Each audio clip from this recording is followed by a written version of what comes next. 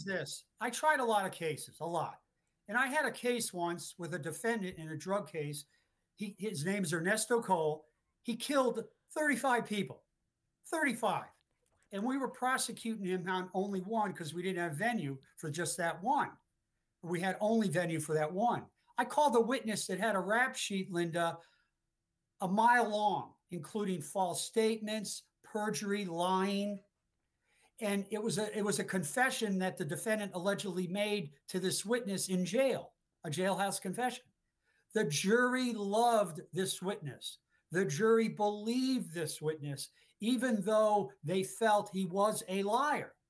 But when he testified in front of that jury, they believed his story because it was corroborated by other witnesses and documents.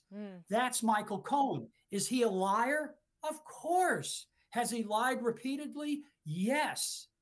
But when he testifies in front of that jury, they look him in the eye, he looks them in the eye, and they will judge his credibility. And if they believe Donald Trump, he will be found guilty in probably a half a day if they believe him. If they don't, then there's a possibility of either a hung jury or an acquittal. It's as simple as that. Well, yeah, you make a good point there.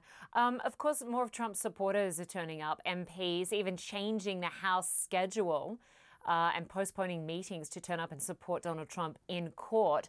Just quickly, obviously, this is a political advantage, but what can they say about this case that Trump can't due to that gag order?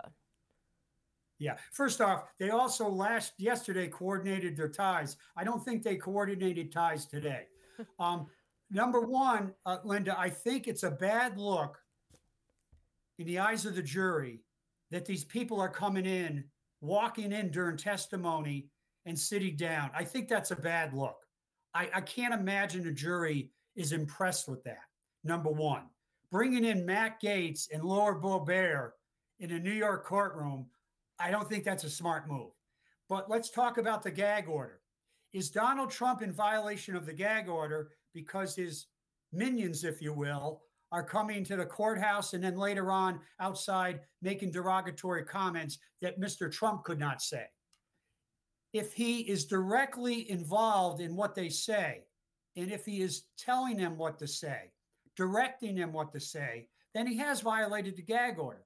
But there's no evidence that he's coordinating. Okay. I think these politicians are doing it on their own. All right. Well, we will continue to watch this closely when it resumes Monday. Good to have you with us, Gene Rossi. Thanks so much. Thank you. Well, still to come on First Move, a milestone on Wall Street. The Dow crossing 40,000 for the first time ever. What it means for Main Street.